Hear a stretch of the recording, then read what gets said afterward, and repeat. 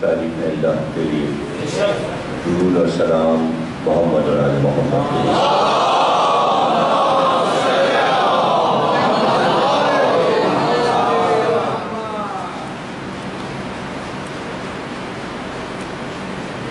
ایک دو سال پہلے کی بات ہے کہ اتفاق سے میں لندن میں تھا اور وہاں بہت سے ٹی وی کے چینل کھلے ہوئے بے شمار اردو کے ہر زبان کے ہیں اس میں اردو کے بھی 100 کے قریب چلتے ہیں.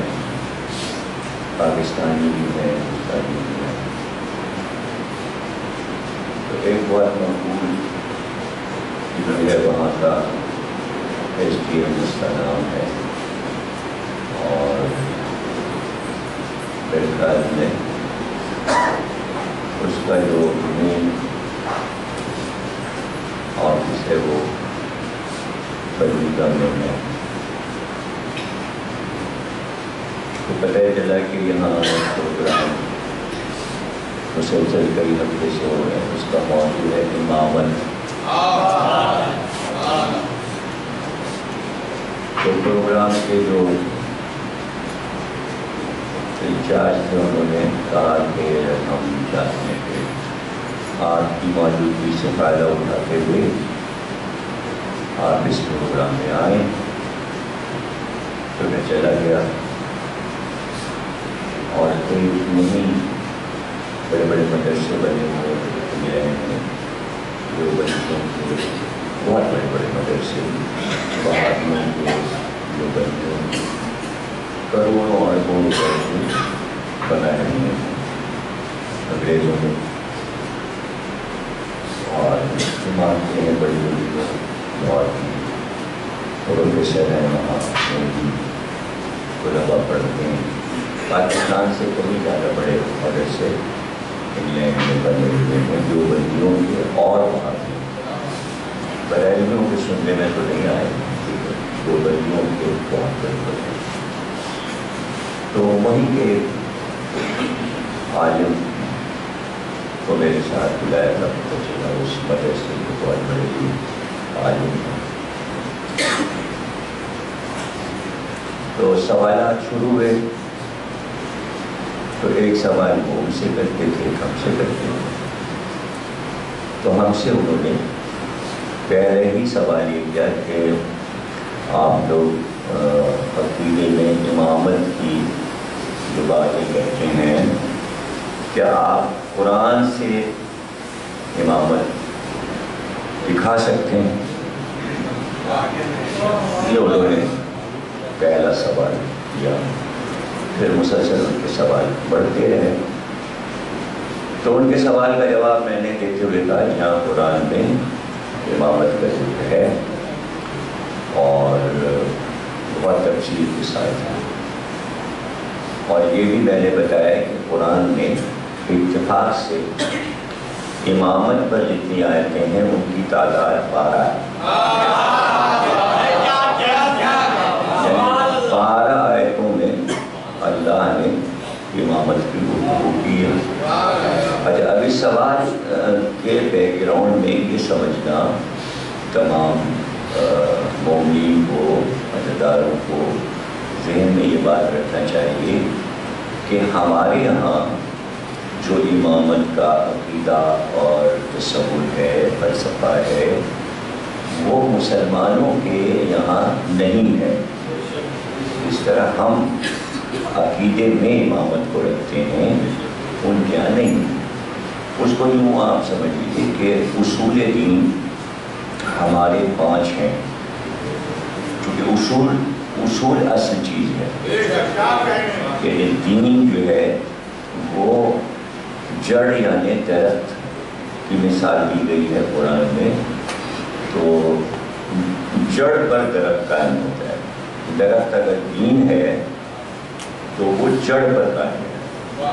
اگر جڑ مضبوط ہے تو شاخیں مضبوط ہوں گی, اور شاخیں اگر مضبوط ہوں گی تو پتے اور پھل اور پھول یہ ساری چیزیں، تو اس لیے اللہ نے مثال دی شجر سے.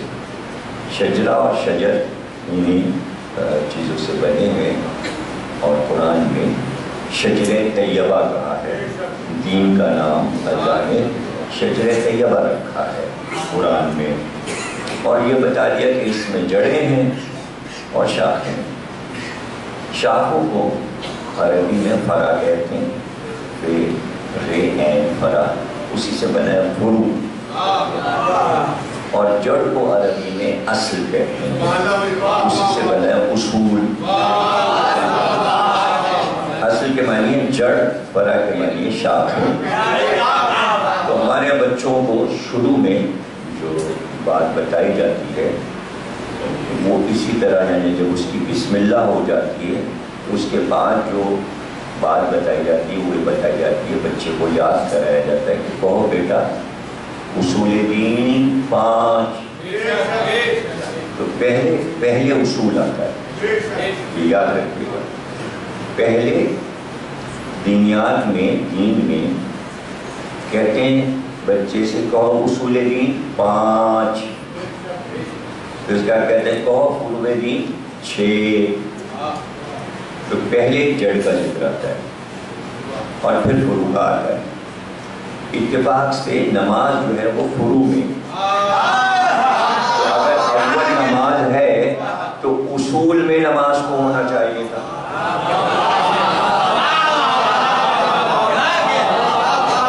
نماز جو ہے وہ جڑ میں نہیں ہے، شاخوں میں ہے. بنیاد درخت کی جو ہے کھڑی ہوئی ہے. تو یہاں پر یہ یاد رکھیے گا کہ یہ مطلب نہیں ہے کہ نماز کو کوئی گھٹا کے میں بات کروں، نہیں، لوگوں کے سمجھنے کا دماغی پھیر ہے. اصول میں اول توحید ہے، تو پہلے اللہ بتاتے ہیں. جب اللہ سمجھتا ہے گا تبھی تو اس کی عبادت سمجھ میں آئے گی. یہ لوگ بھول جاتے ہیں، کسی کے دماغ پہ چڑھ جاتا ہے نماز نماز نماز. ارے بھائی اللہ بھی تو ہے. اللہ کو الگ ہٹا کے نماز پہ کیسے بات کرتے ہیں لوگ، سمجھ رہے ہیں نا. تو اصول میں پہلے توحید اور وہاں ہے نماز فروع میں. تو یہاں اصول پہلے.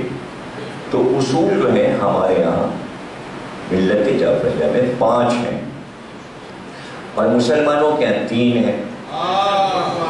چلنا تو ان کو بھی اصول پر ہی، درخت کی جڑ ان کو بھی ماننا ہے. تو لیکن وہ کہتے ہیں جڑیں 3 ہیں، ہم کہتے ہیں جڑیں 5 ہیں.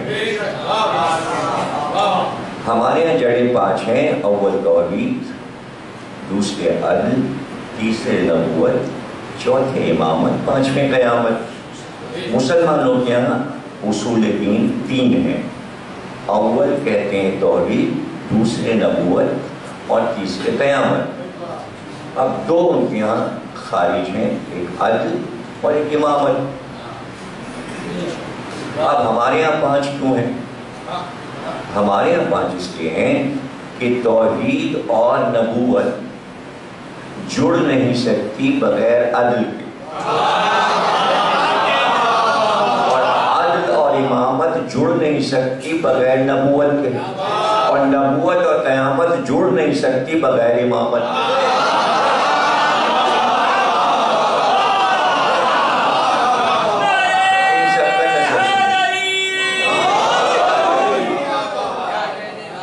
اب یہاں پر آپ آ جائیں کہ اگر اول توحید عالم اسلام نے مانا اور اس کے فوراً بعد نبوت مان لی، چلیے ٹھیک ہے، اس لیے کہ اللہ کے فوراً بعد انبیاء آ گئے اور آدم آ گئے اور 1,24,000 انبیاء آ گئے. نبوت میں سارے انبیاء آتے ہیں اور خاتم آتے ہیں. خاتم 11 ہجری میں گئے، اب 1438 ہجری ہے، اور ابھی پتہ نہیں کہ قیامت کب آئے. تو سرکار کے جانے سے لے کر قیامت آنے تک درمیانی وقفہ کسی طرح بھی سرکار سے اور قیامت سے جڑ نہیں رہا. میں سب ایسے ہی دھاندلی چلے. کوئی تو ایسا ہو کہ جو نبی کی نبوت کے دھاگے کو قیامت کے دھاگے سے باندھ دے. ایسے چلاؤ تو اب تو کوئی ہے نہیں, کوئی بھی نہیں ہے کہ جو ایسا کرے. اس لیے ہم نبوت کے بعد امامت مانتے ہیں. ہم یہ کہتے ہیں کہ نبوت اگر تمام ہوئی تو امامت شروع ہوئی. اس لیے کہ اگر ہم امامت کو نہیں مانیں گے تو ختم نبوت ثابت نہیں ہوگی. ٹھیک ہے, ختم نبوت پیغمبر نے یہ تو کہہ دیا, پیغمبر نے یہ تو کہہ دیا میں آخری نبی ہوں اور میرے بعد کوئی نبی نہیں آئے گا. لیکن دلیل اگر نہ ہوتی, اس لیے کہ دین میں دلیل ضروری ہے, بغیر دلیل کے کوئی نبی بات نہیں کرتا. دلیل کو کہتے ہیں حجت. حجت اور دلیل ایک ہی چیز ہے, سمجھ لیجیے سے کہ دلیل یعنی کہ حجت. حجت کے کیا معنی؟ حجت کے معنی یہ جو کہہ دیا اب سامنے والا اس کا جواب نہیں دے سکتا. یعنی وہ نبوت کی دلیل پر دلیل قائم نہیں کر سکتا. حجت وہ ہے کہ جہاں عاجز آ جائے سوا ماننے کے کوئی چارہ کار نہ رہ جائے, اس کو کہتے ہیں حجت. سمجھے نا؟ یعنی میں مثالیں مسائل سے بھی سمجھا دیتا ہوں. یعنی بڑی دیر سے امام حسین کہہ رہے تھے کہ بھائی بچہ پیاسا ہے پانی پلا دو. سن ہی نہیں رہتے, بات مان ہی نہیں رہتے. کسی طرح ان کی عقل میں یہ بات نہیں آ رہی تھی کہ یہ معصوم بچہ پیاسا ہے. امام حسین یہ کہہ رہے تھے صرف اس کو پانی پلا دو, میں اس کے بہانے سے خود نہیں مانگ رہا, میں نہیں پیوں گا, مجھے نہیں دینا چاہتے مت دو, اس کو دے دو. یعنی امام حسین بہت دیر سے یہ بات سمجھانے کی کوشش کر رہے تھے اور وہ لاکھوں یہ بات نہیں سمجھ رہے تھے, نہیں سمجھ رہے تھے نا. تب امام حسین نے بچے سے کہا میں اپنی حجت تمام کر چکا, علی اصغر اب تم حجت تمام کر دو. یعنی ان پر اب تم دلیل قائم کر دو. اب جب علی اصغر نے دلیل قائم کی تو دلیل ان کے سمجھ میں آ گئی. یعنی بچے نے زبان ہونٹوں پہ پھیری تو وہ منہ پھیر کے رونے لگے اور آپس میں بحث ہو گئی کہ پانی دے تو صحیح تو کہہ رہے ہیں حسین. یعنی حجت تمام ہو گئی. اب ان کے پاس جواب نہیں تھا کہ بیعت کرو تو ہم بیعت کرو تو پانی دے. تو بچے سے کیسے کہتے کہ بیعت کرو, کہ بچے نے حجت تمام کی تھی. سوکھے ہونٹ سوکھی زبان دکھا دی تھی, اب اس کا جواب ان کے پاس نہیں. لیکن صاحب اپنے آنکھوں سے دلیل دیکھ دی تھی کہ بچہ پیاسا ہے. اب سمجھے کہ حجت اور دلیل کیا ہے. تو بغیر حجت کے اور بغیر دلیل کے پیغمبر بات نہیں کرتا. اگر صرف یہ کہہ دیتے کہ میرے بعد نبوت نہیں ہے تو دلیل اس میں نہیں تھی. بات تھی, بات ہے, قول ہے, دلیل قائم. اس لیے دلیل قائم کی یا علی میری نسبت موسیٰ سے ہے, تمہاری نسبت ہارون سے ہے. میری نسبت تم سے ویسی ہے جیسے ہارون سے موسیٰ کو تھی. کتنی طریقے سے حدیث کو سمجھایا. یعنی دو نبیوں کا ذکر کیا جو ایک دوسرے کے بھائی ہیں. ایک چیز چھپی ہے اس میں, بھائی ہیں, اور دوسرے ایک بھائی دوسرے بھائی کا نائب ہے, وسیع ہے, خلیفہ ہے, نیکسٹ ہے اس کا. یعنی موسیٰ جب کوہ طور پہ گئے توریت لینے تو ہارون کو اپنی جگہ خلیفہ بنا کے گئے. دلیل قرآن میں یہ تھی. تو جس طرح موسیٰ نے قوم پر اپنے چھوٹے بھائی ہارون کو مقرر کیا تو رسول اللہ نے دلیل قائم کی کہ قرآن سے دلیل سمجھ لو کہ میرے بعد اس قوم پر حجت میرا بھائی علی ہے, جیسے موسیٰ کی قوم پر ہارون حجت تھے اور بعد میں ہارون نے حجت قائم کی. اور حجت موسیٰ نے ہارون سے پوچھی جب موسیٰ واپس آئے انہوں نے کہا یہ قوم تو ساری ناکارہ ہو گئی، بگڑ گئی، اور یہ تو ایمان سے ہٹ گئی، تو سب مشرک ہو گئی ساری قوم، ہم نے تو تمہیں مقرر کیا تھا قوم پر، یہ قوم مشرک کیسے ہو گئی؟ ایک ہی سوال تھا موسیٰ کا ہارون سے، میں نے سگا بھائی نائب، وہ بھی معصوم یہ بھی معصوم، نہ ان سے خطا نہ ان سے خطا، اللہ کی طرف سے ہوا ہے۔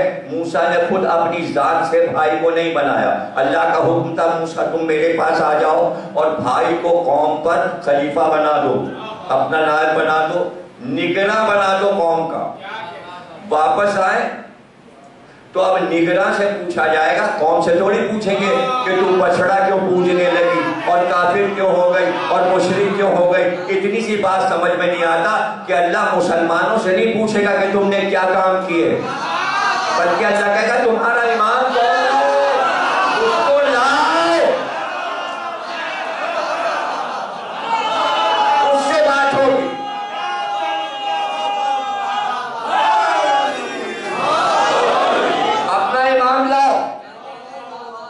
تو اس سے بات نہیں ہوگی، کس کو تم نے امام بنایا اس کو لے کے آؤ، اپنے ہیڈ کو لے کے آؤ، اپنے چودھری کو لے کے آؤ، جس کے پیچھے چلے اس کو لاؤ۔ اور یہ بات اللہ نے قرآن میں کہے یوم ندعو کل اناس بامامہم، اور اس دن ہم یہ ندا دیں گے جو ندا والا دن ہے، ندعو جو بلانے والا دن ہے، ندا دینے والا دن ہے، جس دن ہم سب کو بلائیں گے۔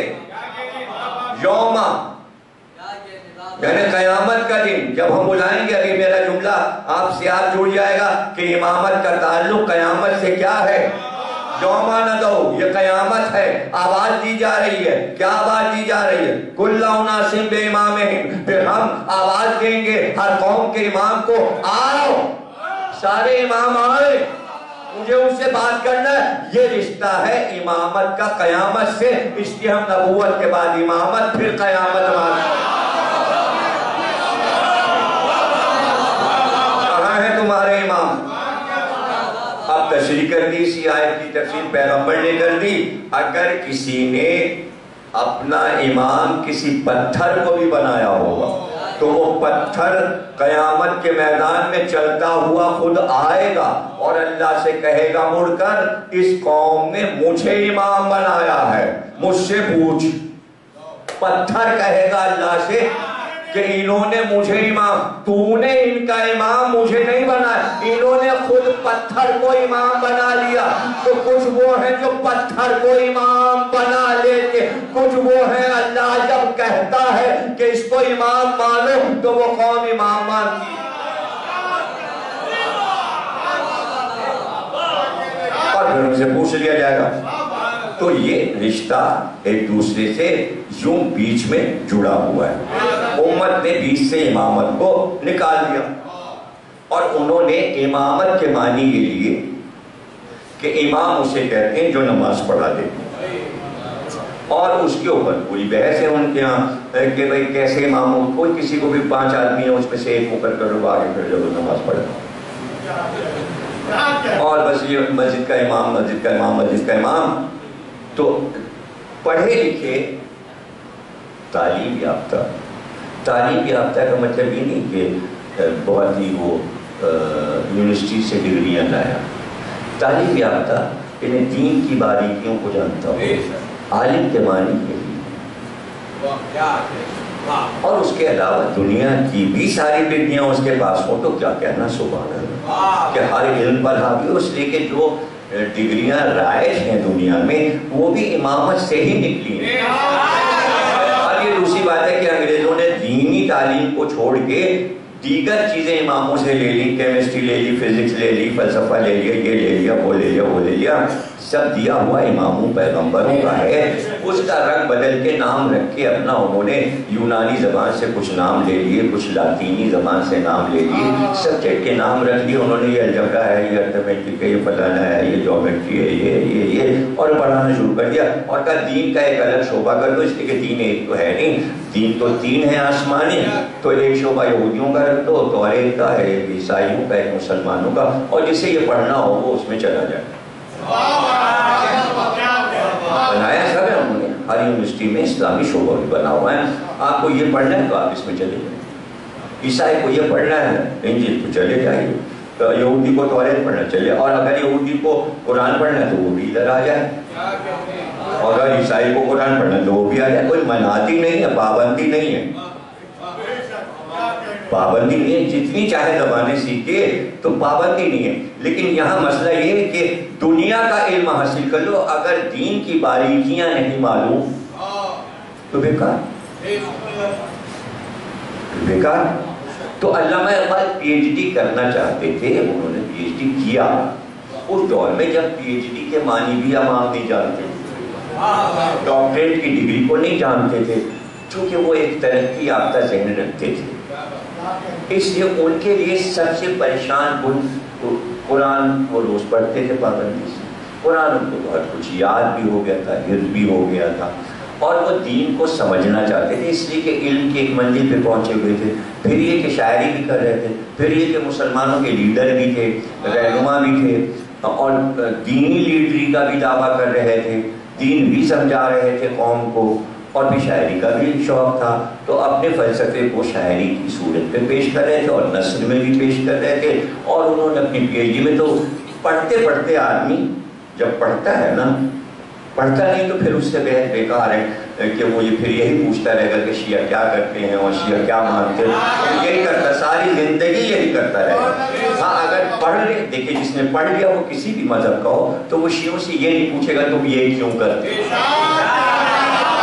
پڑھے لکھے کی شان یہ ہے کہ وہ اپنے قریبی پڑوسی سے یہ نہ پوچھے کہ تم کرتے کیا.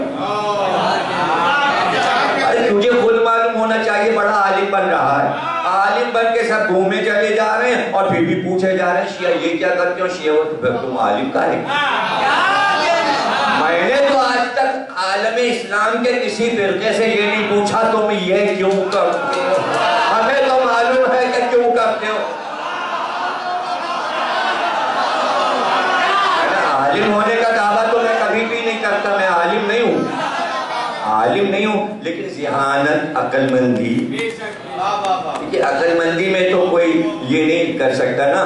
آپ کہہ سکتے ہیں بھائی عقل کا تقاضا یہ تھا کہ میں نے یہ کام ایسے کیا، تو اس پہ تو کوئی آپ کو چیلنج نہیں کرے گا، کہے گا کہ بڑی آپ کے کہاں سے اتنی عادت، اس لیے تو اللہ کی دین ہے، تو اللہ کی دین ہے، تو ہم کیوں پوچھیں. ہمیں خود معلوم ہونا چاہیے نا کہ آپ نے یہ کیوں کیا اور یہ کیوں کیا، تو یہ چیزیں معلوم ہونا چاہیے. تو علامہ اقبال نے سب سے زیادہ جس چیز پہ ریسرچ کی، جو چیز انہیں پریشان کری تھی، وہ تھی امامت. اور ساری زندگی انہوں نے سرف کر دی. اس کے معنی ہے کہ وہ سب کچھ سمجھ چکے تھے، قرآن سمجھ چکے تھے، توحید سمجھ چکے تھے، نبوت سمجھ چکے تھے، سارے عقائد سمجھ گئے تھے، لیکن وہ زیادہ مزید اپنی عقل کو امامت پہ تیز کرنا چاہتے تھے.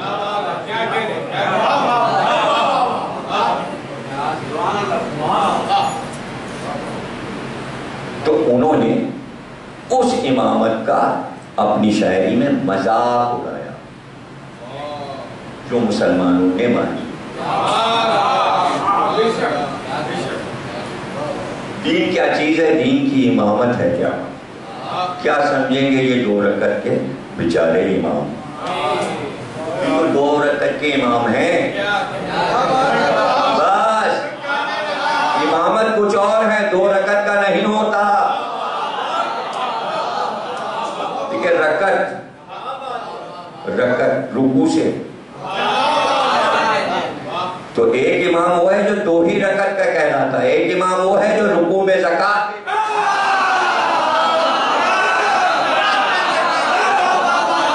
کہ اب اقبال کو امامت سمجھنی ہے. اچھا چونکہ شاعر تھے، جو بھی نیکسٹ شاعر آئے گا تو اپنی پچھلی صدی مڑ کے وہ ایسے کر کے دیکھتے ہیں کتنے شاعر گزر گئے اور انہوں نے کیا کہا اور انہوں نے کیا کہا. تو ظاہر 2 شاعر ایسے ہیں، 2 شاعر اردو ادب میں ایسے ہیں، بلکہ 3 شاعر ادب میں ایسے ہیں کہ جب تک قیامت تک شاعر آتے رہیں گے انہیں مڑ کر ان 3 شاعروں کی طرف دیکھنا پڑے گا. وہ 3 کون ہیں؟ میر تقی میر، انیس اور غالب. تو میر کے بغیر، غالب کے بغیر کوئی شاعر باہر نہیں بن سکتا. تو ظاہر امامت کے مسئلے میں جب وہ شعر کہہ رہے تھے تو انہوں نے میر کو بھی لکھا ہوگا، تو میر سے پوچھا ہوگا کہ میر امامت کو کیا سمجھتے ہیں. تو انہوں نے شعر، مشہور شعر تھا، انہوں نے پڑھا ہوگا کہ میر یہ کہہ کیا رہے ہیں، مسجد میں ہوا آ کے امام آج کہاں سے، مسجد میں ہوا آ کے امام آج کہاں. کل تک تو یہی میر خرابات نشی تھا. خرابات نشی کہتے ہیں شراب پی کے سڑک کے کنارے پڑے رہنے کو. خرابات نشی، خرابات.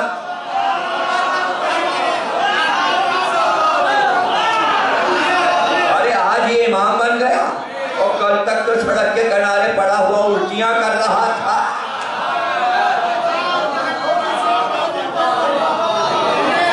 تو اقبال کو پتا ہے کہ بھئی امامت کیا ہے. اور پھر انہوں نے آخر میں منزل پہ پہنچ گئے. جب منزل پہ پہنچ گئے تو انہوں نے یہ فیصلہ کر دیا نہیں، یہ امام رکعتوں کا نہیں ہوگا. اس لیے ہمارے یہاں کبھی بھی نماز پڑھانے والے کو امام نہیں بولتے.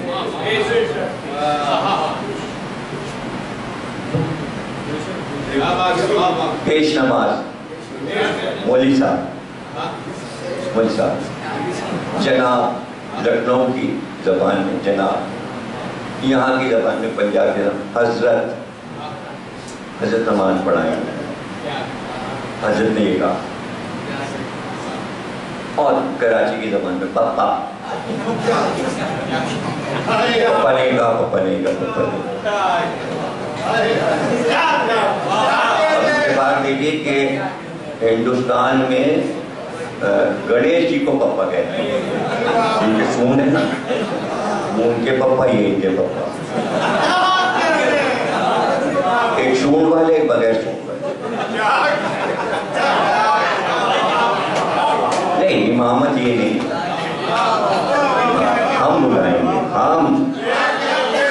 ہم اماموں کو بلائیں گے اور پھر ان سے قوموں کے بارے میں پوچھیں گے. تو تھیسس تو امام کو پیش کرنا ہے. تو اس لیے رسول اللہ نے کہا میرے بعد تمہاری حیثیت علی وہی ہے جو موسیٰ کے بعد ہارون کی تھی. لیکن وہاں ہارون جو تھے نگراں تھے امت پر اور قوم تھے، اور پھر مشرک ہو گئی قوم، مشرک ہو گئی. اور قوم سے نہیں پوچھا موسیٰ نے کہ تم مشرک کیوں ہو گئے، وہ بعد کی بات تھی. پہلا سوال ہارون سے ہوا، تمہارے ہوتے ہوئے یہ بچڑا پوجنے لگے اور مشرک ہو گئے. انہوں نے دوسرا خدا بنا لیا، اس خدا کے مقابلے میں کسی کو شرک کہتے ہیں، بچڑا بنا لیا. تو یہاں تک شدت دکھانی تھی. شدت کیا تھی؟ بات کی شدت پیدا کرنی تھی. ورنہ نبی سے زیادہ سکھانے والا عمل دنیا میں کوئی اور کرتا ہے. اگر نبی ہی یہ کرنے لگے تو پھر قوم کا کیا ہوگا؟ تو دو طرح کی باتیں کہی جاتی ہیں. آیت کا ترجمہ دو طرح ہوتا ہے. ایک یہ کہ آگے بڑھ کے موسیٰ نے ہارون کا گریبان پکڑ لیا اور گریبان پکڑ کے ہلایا، یہ کیا ہوا تمہارے ہوتے ہوئے. دوسرا یہ ہے کہ ترجمہ یہ کرتے ہیں کہ داڑھی پکڑ کے نوچی. موسیٰ نے ہارون کی داڑھی پکڑ کے ہلایا، یہ کیا ہوا. شدت دیکھی آپ نے. یہ سب بھول جائیے کہ گریبان ایک نبی کا پکڑا، داڑھی پکڑی، یہ سب بھول جائیے. روایت میں کیا لکھا گیا، تفسیر میں کیا، آیت میں کیا، نہ شدت ہے کہ یہ ہوا کیا. اس سے بات کی اہمیت سمجھیے کہ موسیٰ کے منہ سے جھاگ نکلنے لگا جلال میں. یوں ہی وہ جلالی تھے کہ یہ کیا ہوا. اور یہ کتنے دنوں میں ہو گیا؟ 1 مہینے میں قوم بدل گئی. ارے قومیں 1 مہینے میں مشرک ہو جاتی ہیں، 1400 سال میں تو پتہ نہیں کیا ہے.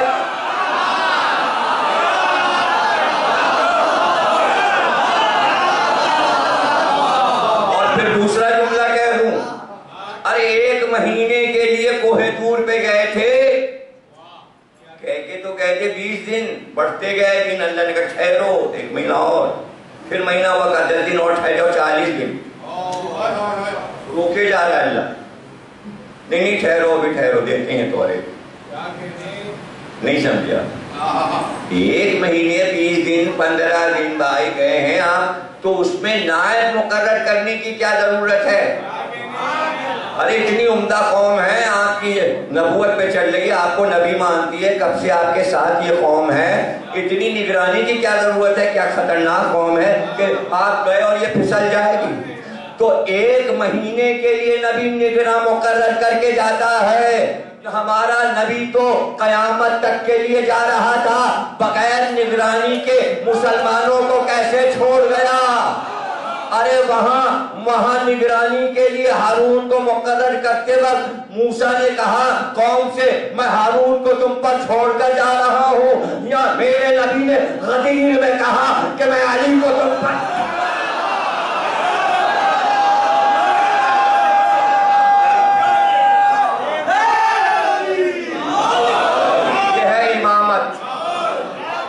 اسے کہتے ہیں امامت، اسے کہتے ہیں امامت۔ اب آپ کچھ بھی کہہ لیجیے، ہزاروں دلیلیں دے دیجیے اور دیتے چلے جائیے قرآن سے موجود کہ اگر کوئی امت یہ کرے تو کافر ہو گئی، اور قرآن کہہ رہا ہے اگر یہ کام کیا کافر۔ چھوٹی چھوٹی باتوں میں قرآن کہتا ہے امت کافر ہو جاتی ہے، لیکن ہم ان باتوں کو دہراتے ہیں۔ بھائی سمجھنے کی کوشش کیجئے، غصے میں بڑا بوڑھا جوان بچہ نفسیات ہے، آپ اسے کہیے اے ماں، چھوٹا ہوگا آپ ہی ہوں برابر کا کہا ابھی بتاتا ہوں تجھے، بوڑھا ہوگا بھیا بڑھاپے کا خیال میں اور نا 3-4 طریقے کے جواب ہوں گے نا، وہی نا۔ سارے فرقوں نے مل کے عاجز کر کے ہمیں کافر کہہ دیا۔ ایک کا نام بتا دو پلٹ کے ہم نے کسی فرقے کو یہ کہا اور تم کافر۔ ارے یہ راز تو سمجھو، بھلا کوئی اپنے نفس کو قابو میں رکھتا ہے، کوئی ایک تو کہہ سکتا تھا یار، اس میں جاہل، عالم، کم جاننے والا، زیادہ جاننے والا سب برابر۔ ارے کوئی نہیں جانتا، کسی کو کہہ دیا شیعہ کافر تو وہ کہیں پلٹ کے کہہ دیتا نہیں تم خود کافر۔ عوام میں سے کوئی کہیں سے آواز آئی، کروڑوں میں سے ایک بولا، اسے کہتے ہیں علی کی امامت ماننے والوں کا ذہن، کہ کیوں نہیں کہتے پلٹ کر ہم، وہ سن لیجئے کیوں نہیں کہتے۔ موسیٰ ہارون کو چھوڑ گئے تھے، واپس آئے تو قوم مشرک ہو گئی، اللہ کو چھوڑ دیا، اپنا اللہ بنا لیا، مشرک ہو گئی۔ موسیٰ نے ہارون کو ہلایا، شدت، یہ کیا ہو گیا؟ ہارون نے کہا بھائی داڑھی چھوڑ دیجئے، ایک جملہ۔ دوسرا، بھائی غریبان چھوڑ دیجئے، مجھ کو کچھ نہ کہیے، میں کیا کرتا؟ نوبت یہ آ گئی تھی کہ اگر میں انہیں منع کرتا تو یہ مجھے مار ڈالتے، میری جان پہ آ گئی تھی تو میں کرتا کیا؟ موسیٰ نے گھبرا کے غریبانوں داڑھی سب چھوڑ، میرے بھائی کو مار ڈالتے؟ نہیں، میرے بھائی کی جان قیمتی ہے، اس قوم کا ایمان قیمتی نہیں۔ سمجھو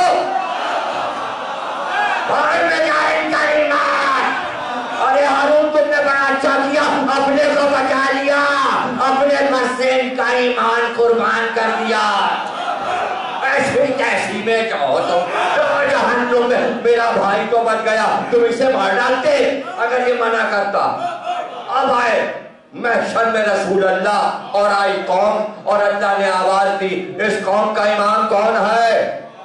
علی آگے بڑھے کہ رسول اللہ نے مجھے بنایا تھا۔ اللہ نے کہا علی تم بتاؤ اس قوم کا حال بناؤ، بتاؤ۔ علی نے بتانا شروع کیا کہ میرے نبی نے اس قوم پر مجھے امام مقرر کیا تھا، لیکن میں نے اپنے نبی کے جانے کے بعد اس قوم کو مشرک نہیں ہونے دیا۔ کلمے پڑھ رہے لا الہ الا اللہ، پاکستان کا مطلب کیا؟ لا الہ الا، کیونکہ علی قیامت میں کہیں گے یہ قوم مسلمان ہے، اس لیے ہم نہیں کہتے کہ یہ قوم کافر ہے۔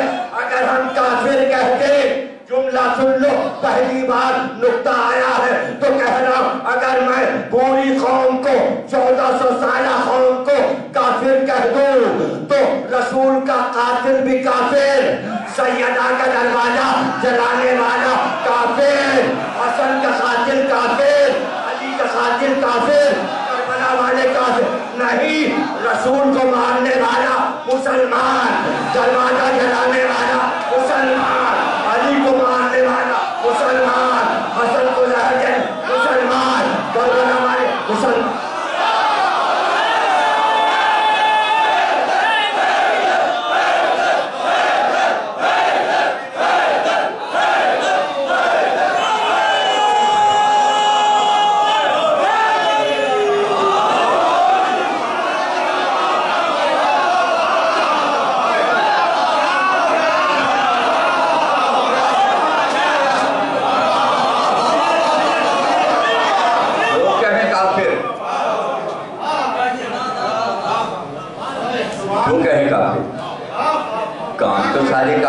دیکھیے نا، معصوم کو جو قتل کر دے وہ مسلمان رہے گا۔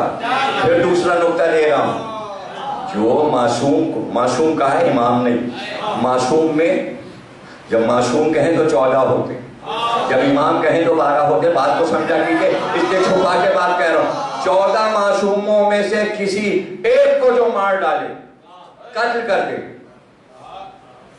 وہ مسلمان نہیں رہے گا، نہیں رہے گا نا، نہیں رہے گا۔ قرآن کی روح سے، دین کی روح سے، نبوت کی روح سے، آیات کی روشنی میں نہیں رہے گا، مگر 14 میں سے کسی ایک کا آپ بیان ہمیں ڈھونڈ کے لائیے گا کہ کسی 14 میں سے ایک نے اس امت کو کافر کہا۔ ایسے ضائع کر دیا آپ نے بات۔ ارے بھائی جب علی اصغر کو پانی نہیں دیا اور تیر مارا، اس وقت تو حسین کہتے تھے تم سب کافر ہو، بچے کو مار ڈالا۔ میرے نانا کے کلمہ گو ہو، یعنی ابھی تک کلمے کو حسین تسلیم کر رہے ہیں کہ زبان پہ جاری ہے، تو اگر جھوٹا کلمہ بھی کوئی پڑھ لیتا ہے حسین کے نانا کا تو وہ اس کو رد نہیں کرتے۔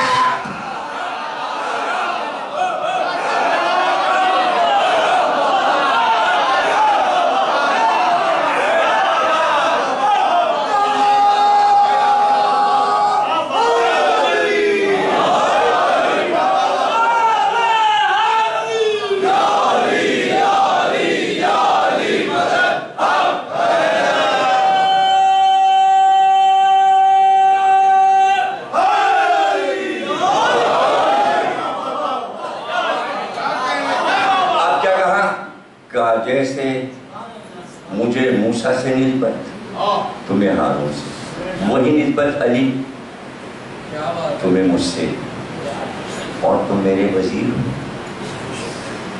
تم میرے نائب ہو۔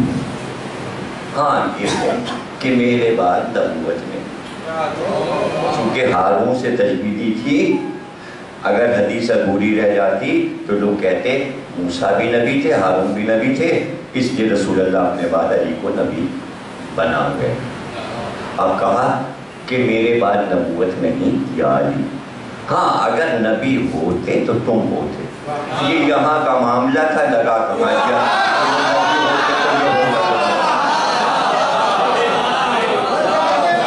اگر یہ حدیث نہ ہو تو ختم نبوت ثابت ہی نہیں۔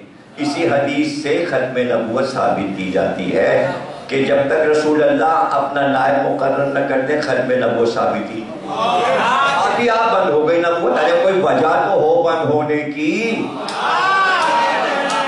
تو یہ دیکھنا پڑے گا کہ اگر نبی پہ نبوت بند ہو رہی ہے اور ختم ہو رہی ہے تو کوئی چیز ایسی تو نہیں کہ جو نبوت کے ساتھ ساتھ جاری تھی اور اس کو بند نہیں کیا گیا۔ ارے بھائی یہیں تک تو آنا ہے، اس ٹائم کے مالک نے مجھ سے سوال کیا قرآن میں امامت کہاں ہے؟ میں نے کہا قرآن میں امامت ہے، انی جاعلک للناس اماما، اے ابراہیم ہم نے تمہیں انسانیت کا امام بنایا، نبی تھے مگر امام بنایا گیا، دو عہدے ساتھ دیے گئے۔ سوال یہ ہے کہ اگر امامت کمتر عہدہ تھا تو بڑے عہدے کے بعد چھوٹا عہدہ کیوں دیا گیا؟ مسئلہ یہاں بڑے چھوٹے کا نہیں ہے، بلکہ آگے جب آیت آئی تو پتہ چلا من ذریتی، کیا میری نسل میں بھی یہ جائے گا؟ ابراہیم جب نبوت ملی تھی کیوں نہ پوچھا کہ نبوت میری نسل میں جائے گی؟ ابراہیم کو پتا تھا اسے بند ہونا ہے، اسے جاری ہونا ہے، اسے قیامت تک جانا ہے، اس کو کہیں رکنا ہے، اس لیے امامت مانگ لی۔ اب وہ ہوتا جو جاری رہے گا تو غدیر میں اس کا اعلان ہوگا، تب ختم نبوت۔ میں رک رہا ہوں، علی آگے بڑھ۔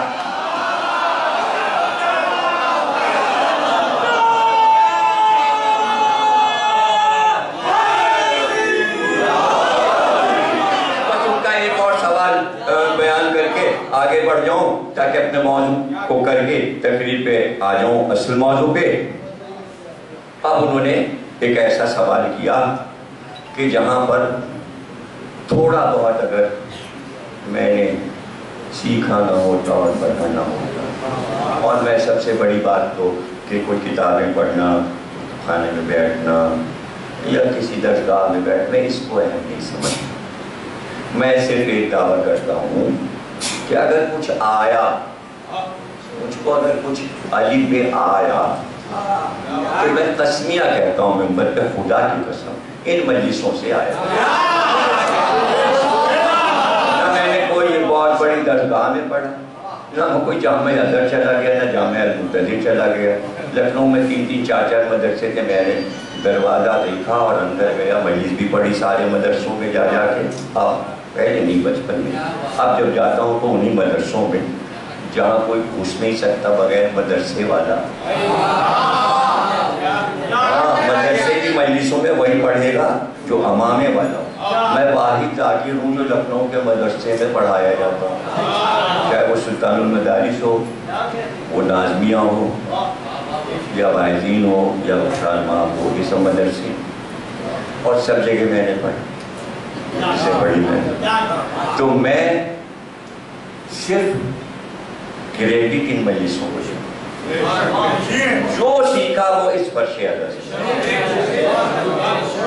پڑھی ہوں گی کتابیں، لکھی ہوں گی کتابیں، وہ سب بات کی بات ہے، اصل کیا ہے کہ جڑ کیا ہے؟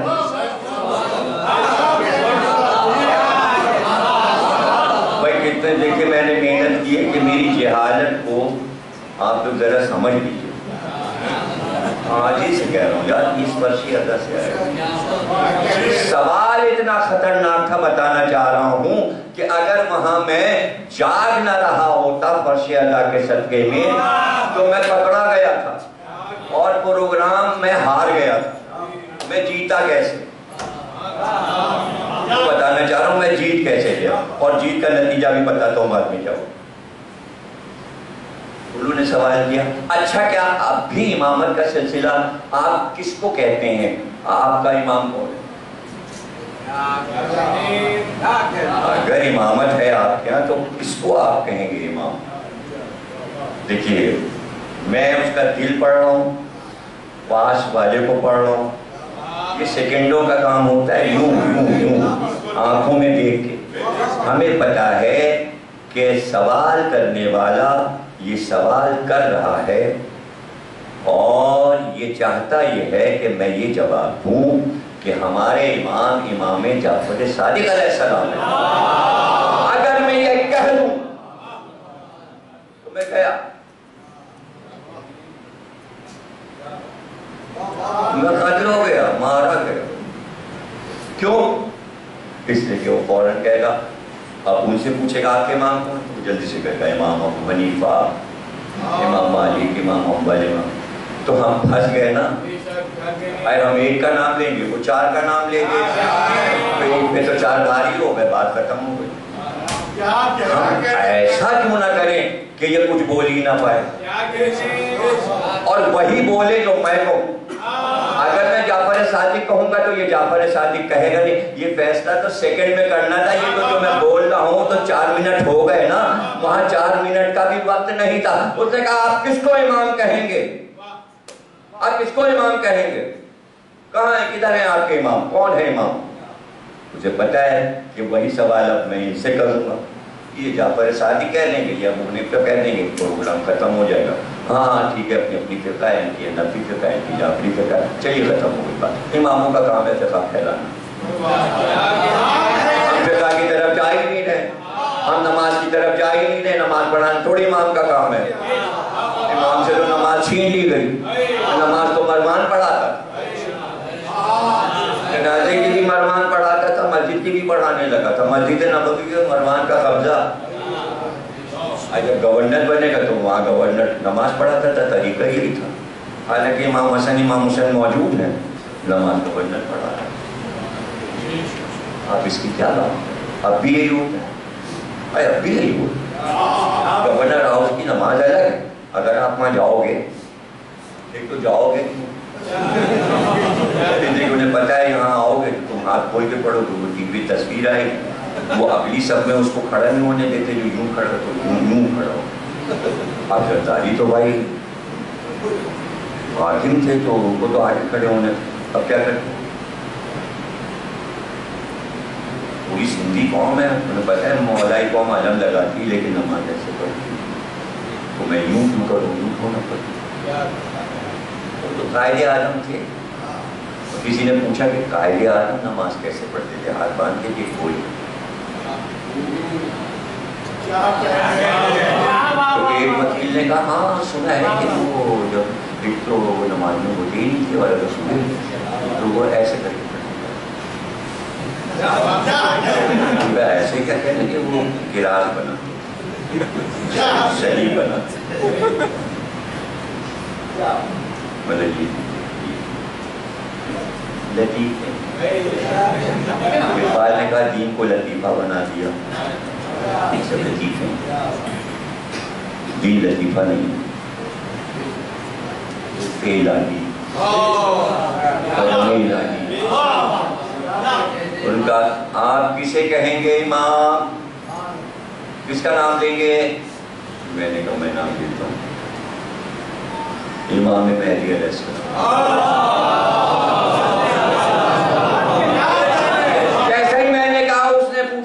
یہ کہہ رہے ہیں کہ ان کے امام مہدی, آپ کیا کہتے ہیں؟ اس نے کہا ہمارے بھی امام مہدی ہیں. پروگرام ختم ہو گیا, اس لیے کہ جعفر صادق کے مقابل ابو حنیفہ کا نام آتا ہے, علی کے مقابل کئی نام آ جاتے ہیں, حسن کے مقابل معاویہ آتا ہے, حسین کے مقابل مسلمان یزید لاتے. ارے یہ بتاؤ کہ جب مہدی کا نام آئے تو کس کو لاؤ گے, نواز شریف کو, شاہ الحق کو؟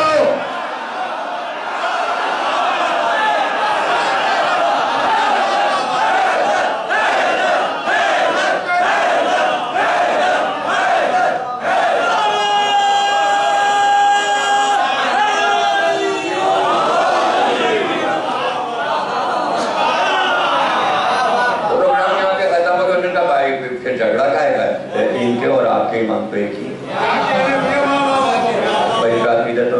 تو جب باہر گیا تو ایک جاننے والا لڑکا آیا, کہنے لگا جتنے کیمرے پہ کھڑے تھے اور ادھر ڈیوٹی لے رہے تھے, ادھر ڈیوٹی لے رہے تھے, اور وہ سب پتہ ہے کیا کہہ رہے تھے, کہتے اس نے ہم لوگوں کی نام کٹوا دی, ہمارے مولوی نے نام کٹوا, کراچی والے جیت کے جا رہے. اب جو باہر نکلے انہوں نے ہمیں گلے والے لگا, لیکن ہمارے اتنا بڑا مدرسہ اور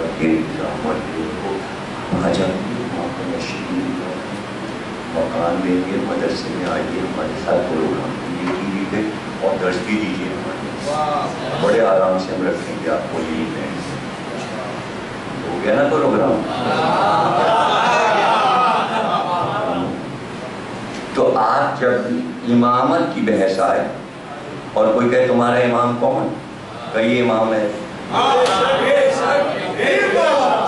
جس امام کا نام لیں گے اس کے مقابل ایک امام کا نام لے کے آ جائیں گے. اور جیسے آپ کہیں گے مہدی, تو خود ان کو کہنا پڑے گا کہ جو جھوٹا مہدی بنے پاکستان میں اس کی سزا ہے. دیکھیے امام جعفر صادق کے مقابل اگر کسی امام کا نام لے تو اسے پھانسی نہیں ہوتی, پکڑا جاتا ہے.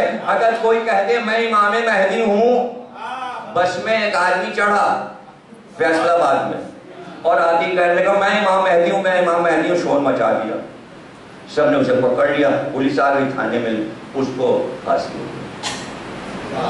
یہ پاکستان کا ہے اور وہ بخترا دیکھ رہا ہے کہ پھانسی کا حکم ہو رہا ہے, پھر بھی کہہ رہا ہاں میں امام مہدی ہوں. کیسی بات, قدرت کا نظام ہے. شیطان اس سے کہلوا رہا ہے کہ تو کہتا رہے مہدی. نہیں, اس میں شیطان ہے ہی نہیں, اس میں شیطان نہیں ہوتا. اللہ کہتا ہے جب کوئی گمراہی میں چلا جاتا ہے اسفل السافلین, ہم اس کو کمینے بن کے اندھیرے میں دھکیلتے جاتے ہیں, اور گناہ کر اور گناہ کر اور گناہ کر اور گناہ کر تاکہ میں تجھے جہنم میں بھیج دوں. جب کوئی دعویٰ کر دیتا ہے میں امام مہدی ہوں تو اللہ اسے پھرنے نہیں دیتا, مر اب اسی میں مر, اب اسی میں مر, اب اسی میں. یہی اسفل السافلین, مسفلا, اسفل کہتے کمینے کو, ہم اسے کمینے پہ کمینہ گندے سے گندہ بنا دیتے ہیں تاکہ جہنم کا حقدار ہو جائے. ہم اس کی ہدایت نہیں کرتے, پھر ہدایت نہیں کرتے, ہدایت کا دروازہ ہم بند کر دیتے ہیں تو پھانسی ہو گئی. تو نام لیجئے آپ جب بھی لیجئے, ہمارے امام ہے, دوسرا تو لا ہی نہیں سکتے, مہدی تو ایک ہی. تو پھر بعد میں نے کیا کہا, میں نے کہا جب 12ویں باہر نکل, میں نے کہا جب 12ویں پڑھا تو پہلے کو بھی مان لیا. کہنے وہ 12ویں امام ہے تو 11 اور مان لیجئے نا, تو 12ویں کی موجودگی 11 کو منوا رہی ہے. اور جس نے 12ویں کی طرف اشارہ کر دیا 11 ماننے پڑیں گے, اور جب 11 ماننے پڑیں گے تو پڑھنا پڑے گا, تو پتہ چلے گا یہاں کم زیادہ نہیں ہے, یہاں کم زیادہ نہیں ہے. جو ایسا کرتے ہیں کہ ایک امام کی بہت زیادہ پوسٹیں ڈالے چلے جا رہے, ڈالے چلے جا رہے, ڈالے نہیں, غلط کر رہے ہیں, غلط کر رہے ہیں. کسی ملک کو خوش نہیں کرنا ہے, سارے امام برابر ہیں. اگر بغداد میں موسی کاظم ہے تو ان کا غم بھی ویسا ہی ہوگا جیسے علی رضا کا ہوتا ہے. ہم کم زیادہ نہیں کرتے. سوال یہ ہے کہ بڑی پوسٹیں پڑھ رہی تھیں ابھی 23 ذوالقعدہ کو, یہ آج 5ویں امام پر سناٹا کیوں ہے پورے کراچی میں؟ کیا 5ویں امام نہیں ہے؟ وہ جو مدینے کے کھلے قبرستان میں اپنی دادی کے پاس ہے, کیوں نہیں پوسٹر لگے, کیوں نہیں اشتہار ہے, کیوں نہیں شدت سے تابوت اٹھے؟ تو آپ کے الزامات آپ لگاتے رہو, قالی ہیں, نصیری ہیں, گمراہ ہیں, مشرک ہیں, کافر ہیں. اے کام تو پورے دین کا مکمل ہم کر رہے ہیں. کام تو یہاں ہو رہا ہے, کام تو غفران کے گھر میں ہو رہا ہے. یہاں مسلسل ہر امام کی شہادت ہو رہی ہے. تو دولت مند تو بہت ہے, کیوں امام کیوں نہیں یاد آتا؟ ہم کیوں کریں؟ اس لیے کہ ہم نے ہر چیز اچھی طرح سے پڑھی کہ امام نے فرمایا, اسی امام نے جس کی بات ہو رہی اسی نے فرمایا. ہم 12 کے 12 4 چیزوں میں برابر, یعنی 5 برابر بھی کم اور زیادہ ہے.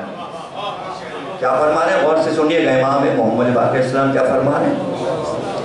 علی سے لے کر مہدی تک ہم 12 4 چیزوں میں برابر. کہ عمروں میں فرق ہو سکتا, ترتیب میں, عہدے میں فرق, سمجھے نا؟ سارے اماموں کی مائیں جناب سیدہ نہیں ہو سکتی, لیکن رہیں گی, لیکن رہیں گی. 11 کی ماں فاطمہ زہرا رہیں گی. آپ کہیں گے اور ایک جو رہ گیا وہ فاطمہ کا بیٹا نہیں ہے, وہ بھی فاطمہ کا بیٹا, وہ فاطمہ بنت اسد کا ہے. یہ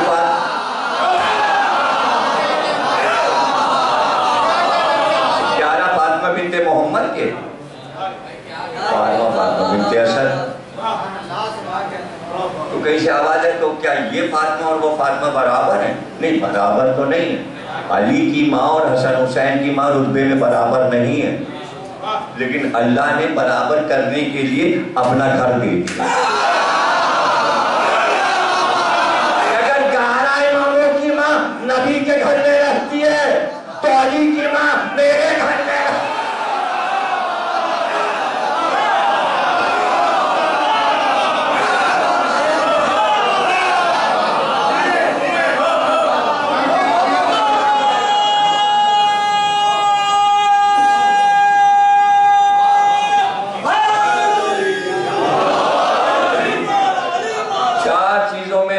سب برابر،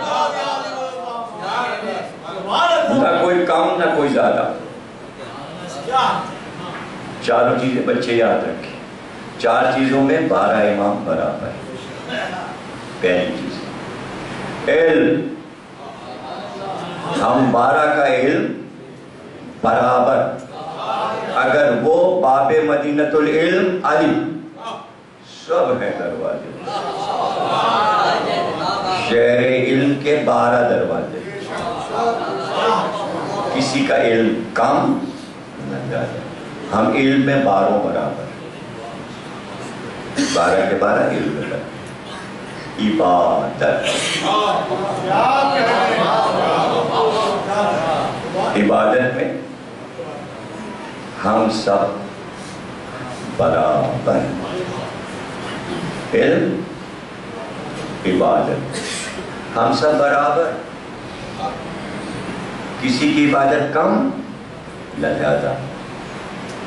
شجاعت، ہم 12 کے 12 شجاعت میں برابر. اگر وہ فاتح خیبر، سب فاتح. اگر وہ فاتح بدر و حنین تو سب فاتح. شجاعت میں کوئی کمی نہیں. چوتھے میں روایت 2 پہلے لکھی گئی، دونوں بتائے. چوتھی چیز لکھی گئی ہے صبر. ہم 12 صبر میں برابر. کسی کا صبر زیادہ نہ کم. اور بعد میں لکھا چوتھی چیز سخاوت. سخاوت میں ہم سب برابر. 12 علی بلکہ 12 محمد. وقت کا تقاضا، عہد کا تقاضا، زمانے کا تقاضا. ماحول بدلتا رہا، حکومتیں بدلتی رہیں. کبھی کوئی آیا، کبھی کوئی آیا، کوئی حاکم آیا. کبھی کسی چیز کا دور ہو گیا، فرقے بنتے رہے. باہر کے مذہب اسلام کو اپنی طرف مائل کرتے رہے. عیسائی تبلیغیں کرتے رہے، مسلمانوں کو اپنی طرف بلاتے رہے. وہ اپنے زہد کا ڈنکا پیٹتے تھے کہ ہمارے یہاں یہ بادشاہ جو بیٹھا ہے ریشمی کپڑے پہنے ہوئے تخت پہ تاج و تخت لیے بیٹھا ہے، اسلامی ہے. دیکھو ہمارا راجو سفید کپڑے پہنتا ہے، غریبی سے رہتا ہے، زمین پہ لیٹتا ہے اور چمتکار الگ دکھاتا ہے. اس کے پاس کیا چمتکار ہے؟ اس کے پاس کیا معجزہ ہے؟ تمہارے خلیفہ ہے مسلمانوں، کیا معجزہ ہے؟ دیکھو ہمارے رائے کو دیکھو اور اس کی عمریں دیکھو. عبادت میں مشہور، زاہد ہے، ابرار ہے، جو کہتا ہے وہ ہو جاتا ہے. اچھا پھر کیا ہوا؟ پہاڑی پہ ہے، دیر ہے، اور حشام کے دربار سے امام واپس آ رہے ہیں شام سے ہوتے ہوئے. راستے میں کیا ہوا؟ یہ مجمع، یہ سارے مسلمان اس کا درس سنتے ہیں. کیوں؟ وہ درس دیتا ہے. کیا عمر ہے اس کی؟ 100 سے اوپر اس کی عمر ہے. جیے جا رہا ہے، مضبوط ہے اور تبلیغ کرتا ہے انجیل کی. کہا اچھا جب درس شروع ہو تو ہمیں بھی لے چلنا. اصحاب و انصار غلام سب ساتھ امام محمد باقر صلی اللہ علیہ وسلم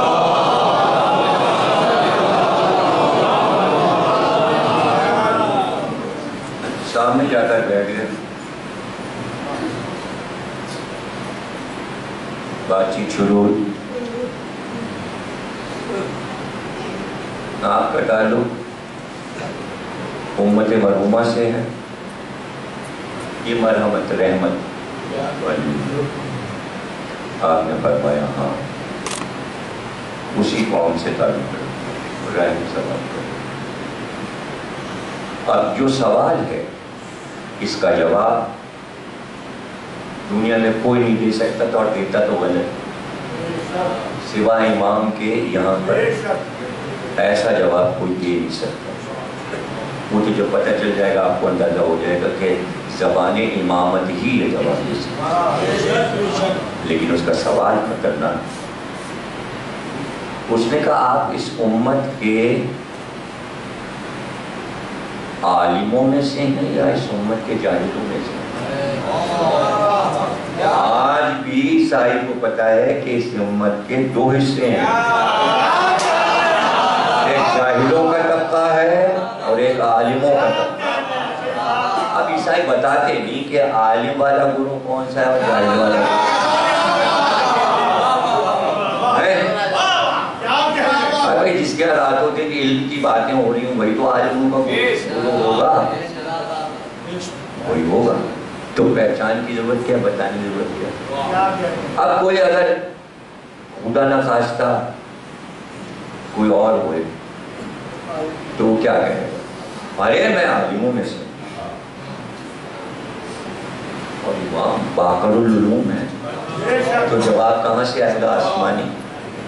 سبحان اللہ سبحان اللہ، ہم سب کی جانیں امام پر قربان، اللہ سے قربان، ان کے علم پر ہم سب کے ہزار بار۔ آپ فرماتے ہیں میں اس امت کے جاہلوں میں سے نہیں ہوں۔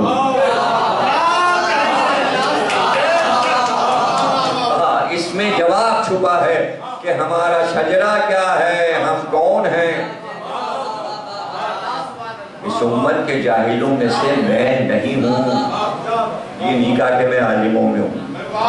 کیا شاندار جواب، کیا عمدہ جواب۔ آپ دیکھیں وہ بات سمجھ گیا کہ بھئی جاہلوں میں سے تو نہیں، تبھی تو وہ آمادہ ہوا۔ اس نے کہا اگر میں کچھ آپ سے پوچھوں تو آپ جواب دیں گے؟ آپ نے فرمایا آپ جواب دیں گے۔ اس نے کہا لیکن میں تو انجیل سے پوچھوں گا۔ آپ نے کہا انجیل سے کیا پوچھا ہے، زبور سے پوچھ، اچھا ہے تو تورات۔ آپ نے یہ نہیں کہا کہ قرآن سے پوچھو گے تو جواب دوں گا۔ سبحان اللہ سبحان اللہ۔ آپ نے کہا ہاں ہاں۔ اس نے کہا آپ کے جو عقائد ہیں، دیکھیے اس نے عقیدے پہ گفتگو کی۔ آپ سمجھے شروع مجلس میں کیا کہہ رہا ہوں، جڑ اصل اصول، اصول دین سب کو پتا ہے کہ جن کے پاس اصول دین مضبوط ہیں غیر قومیں جانتی ہیں وہی فرقہ مضبوط ہے۔ ان کو پتا ہے کہ اصول دین، اصل اصول دین مسلمانوں میں کس فرقے کے پاس ہے، غیر اقوام کو معلوم ہے اور وہ اصول دین بھی جانتے ہیں۔ اب عیسائی پوچھ رہا ہے آپ کے عقیدے میں ایسا ہے کہ جنت میں جب سب پہنچیں گے تو نہ دن ہوگا نہ رات ہوگی، تو پھر بتائیے وقت کون سا ہوگا؟ پتہ چلا وقت دو ہی ہے، یا رات ہے یا دن، تو پھر وقت کون سا ہوگا؟ نہ دن ہوگا نہ رات۔ آپ نے فرمایا کہ جنت میں نہ دن اور نہ رات، بلکہ وہ وقت ہوگا جسے صبح صادق کہتے ہیں، یعنی دن ٹھہر جائے گا اس وقت پر کہ جب ابھی سورج نہیں نکلا اور روشنی پھیلی، اور وہی وقت ہوتا ہے کہ جب ٹھنڈی ہوا جسے باد صبا کہتے ہیں وہ چلنا شروع ہوتی ہے۔ اب امام فرماتے ہیں کہ وہی وقت ہے کہ تکلیف میں، اب سمجھیے گا، دیکھیے وقت کو امام سمجھا کیسے ہیں، اسے کہتے ہیں علم کی معراج۔ آپ نے کہا رات بھر تڑپنے والا مریض جو کہ زخموں سے تڑپ رہا اور نیند نہیں آ رہی، لیکن یہی وقت آتا ہے کہ تڑپا ہوا بھی صبح کو سو جاتا ہے. یہ وقت ایسا ہے, ارے پھانسی پہ جانے والا اس وقت سو جاتا ہے اور اسے آرام ملتا ہے. یہ وقت جنت میں یہی وقت ہوگا, نہ دھوپ ہوگی نہ رات نہ اندھیرا. اس نے کہا اس کا جواب انجیل میں میں نے اسی طرح پڑھا ہے.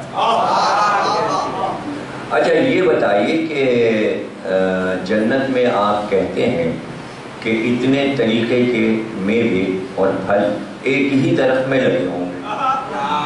مطلب یہ کیسے ہو سکتا ہے کہ ایک ہی درخت میں سے ہر پھل نکل رہا ہو اور وہ سب ایک دوسرے سے مل نہ رہے ہوں, الگ الگ نظر آ رہے ہوں؟ تو آپ نے کہا کہ تو نے مرغے بیضا نہیں دیکھا, تو نے مرغ کا انڈا نہیں دیکھا, پرندے کا انڈا نہیں دیکھا, اسے توڑ, اسی کے اندر سفیدی بھی زردی بھی, دونوں آپس میں ملتے نہیں, الگ الگ رہتے. اسی طرح ساری غذائیں نظر آئیں گی کہ ہیں ایک ہی میں لیکن الگ الگ ہیں.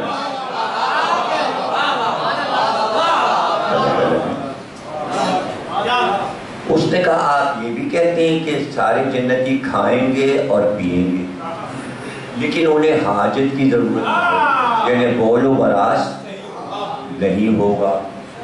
یہ کیسے ہو سکتا ہے کہ جب غذا کھائی جا رہی ہو اور اسے حاجت نہ محسوس ہو؟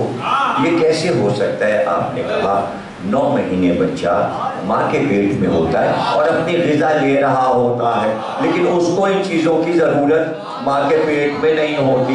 تبھی تو بچے کو معصوم کہتے ہیں, اس لیے کہ اس کے یہاں وہ ہے ہی نہیں مسئلہ. ارے 9 مہینے بچہ ماں کے پیٹ میں نجاست نہیں کرتا اور تم کہو کہ ولایت کسی ایسے کو دے دو کہ جو بچے سے بھی بدتر ہو.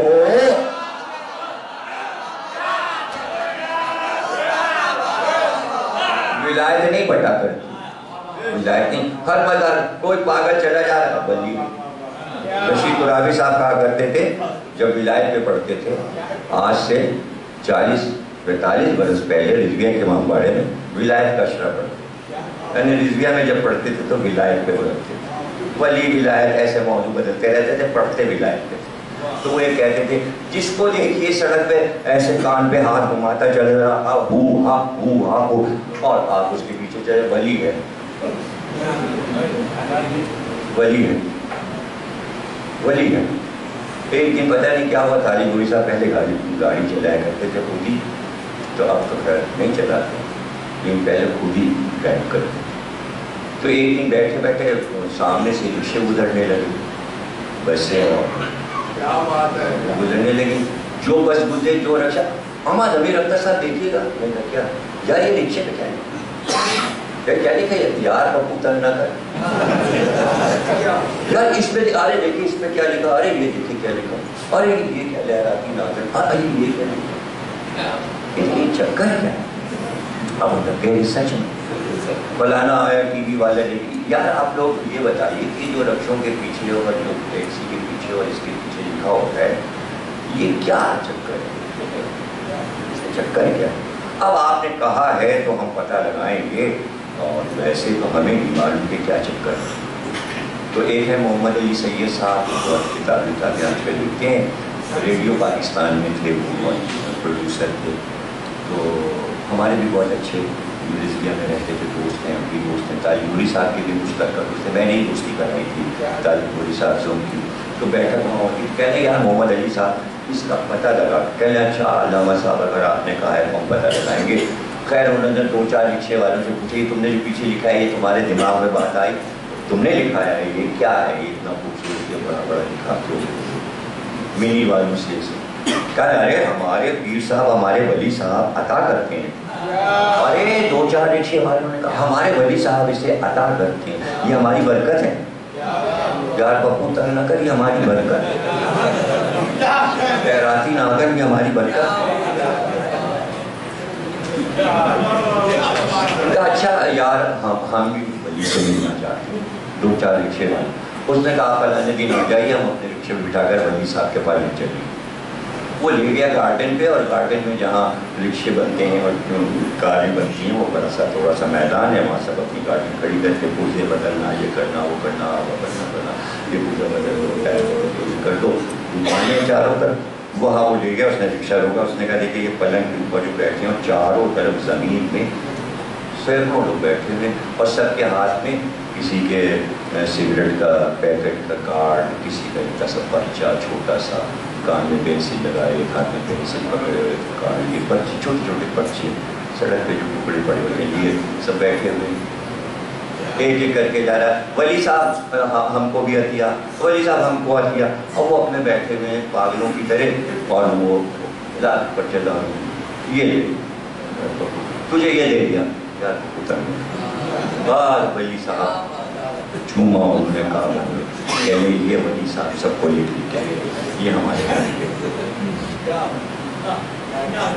بقول نشین قرآن ولایت کو ایسے بڑھ رہی ہے۔ ارے بھائی مسلمانوں سے سوال ہے میرا، اصل اصل اصل اصل تو عہدہ خلافت تھا، خلیفہ تھا، یہ سب کام کیوں نہیں کرتے؟ یہ ولایت کا ہے کہ یہ بڑھ رہے،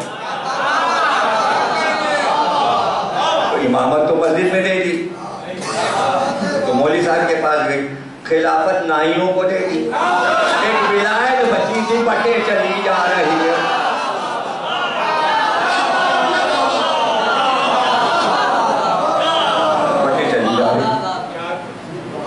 ولی ہر ایک نہیں ہو سکتا۔ میرا امام جواب دیتا ہے ولایت والا، ولایت والا جواب۔ اس نے کہا ایسا ہوتا ہے؟ آپ نے کہا ایسا بھی ہوتا ہے۔ اب اس کے بعد وہ کہتا ہے کہ اچھا یہ بتائیے، دو بھائی جڑواں پیدا ہوئے، توام واو الف میم توام یعنی جڑواں،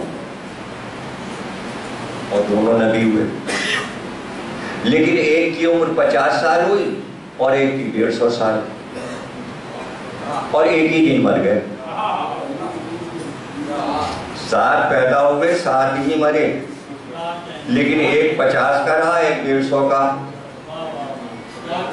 آپ نے فرمایا یہ واقعہ تیرے انجیل میں بھی ہے اور ہمارے قرآن۔ یہ دو بھائی تھے، ایک کا نام تھا عزیز، ایک کا نام تھا عزیر، یہ دو پیغمبر تھے، اور دونوں 50 کے ہو گئے۔ جب 50 کے ہو گئے تو ایک بھائی گھر پہ رہا، اور دوسرا بھائی جو تھا وہ سفر پہ چلا اپنے اصحاب کے ساتھ۔ یہ گھر پہ رہے اور وہ سفر پہ چلا، چلتے چلتے ایک گاؤں میں پہنچا، تو وہ گاؤں ویرانہ تھا، مکان تو تھے مکین نہیں تھے۔ اب جو ادھر ادھر جا کے دیکھا تو ڈھانچے پڑے ہوئے تھے ہڈیوں کے، اور پتہ چلا کہ مکانوں میں سب جو جس طرح کا کام کرے تو اسی وقت مر گئے، کوئی بیٹھا کوئی لیٹا، کوئی کھڑا ہوا، کوئی راستے میں جا رہا، کوئی پوری اسٹیچو بنا کھڑا، اور ہڈی کے ڈھانچے۔ ان کا پروردگار یہ بستی کو کیا ہوا؟ کہ یہ نافرمان تھے، ہم نے بے عذاب بھیجا، اور ایک ہوا زہریلی آئی سب کو مار گئی، ہم نے ان کو باقی رکھا ہے ڈھانچوں کو اور مکانوں کو، دنیا سبق لے درس کے لیے۔ تو پیغمبر نے کہا پروردگار تو یہ بتا کہ کیا یہ زندہ ہو سکتے ہیں؟ زندہ ہو سکتے ہیں، ان کو زندہ کیا جا سکتا؟ کہاں ہم جیسے مارتے ہیں ویسے ہی جلاتے بھی۔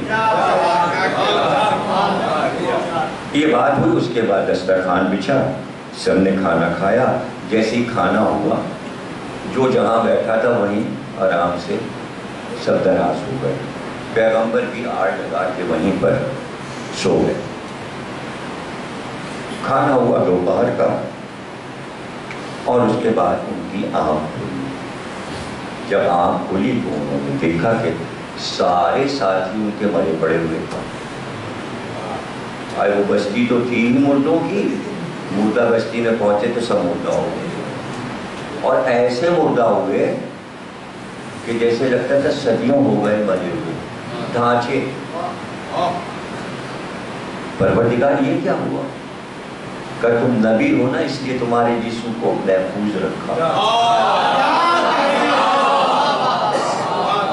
یہ تمہیں محفوظ رکھا۔ 100 سال گزر گئے تمہیں مرے ہوئے،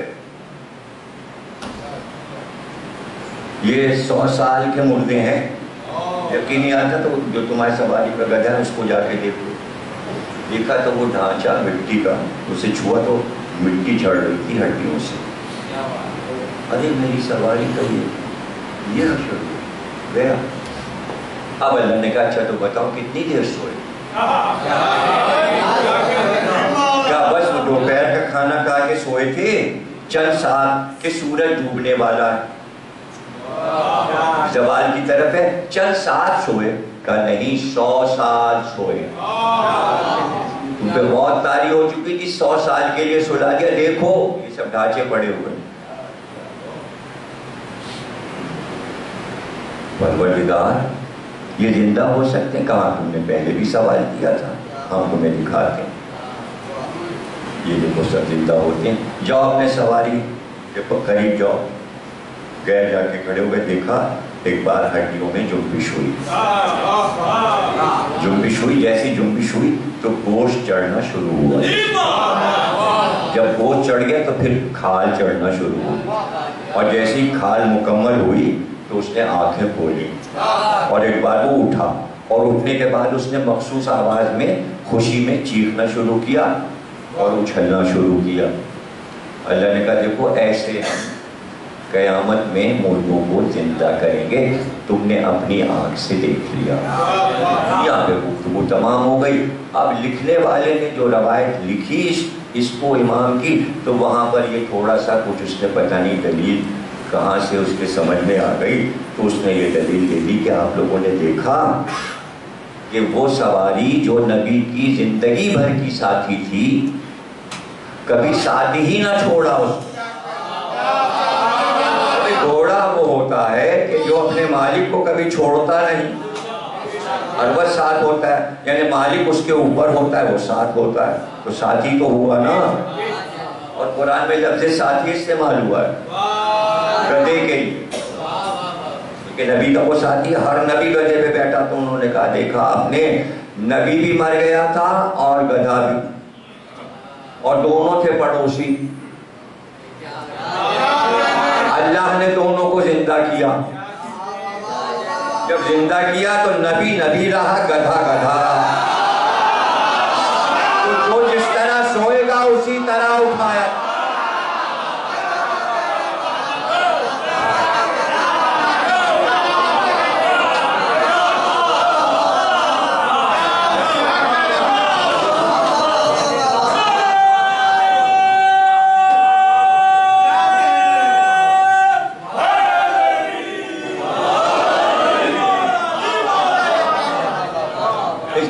میری اشروں میں آپ جو کتابیں پڑھیں گے تو انسان اور حیوان، اس میں جو گائے والی تقریر ہے سورہ بقرہ پہ، اس میں مل جائے گا آپ کو اس سے بھی زیادہ تفصیل۔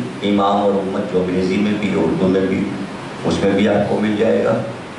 اور ذکر 4 معصومین، اس میں بھی شاید یہ آپ کو مل جائے گا 5ویں امام کے ذکر کے ساتھ۔ اگر اور تفصیل پڑھنے چاہیں ترتیب یہاں پہ تمام ہو گئی۔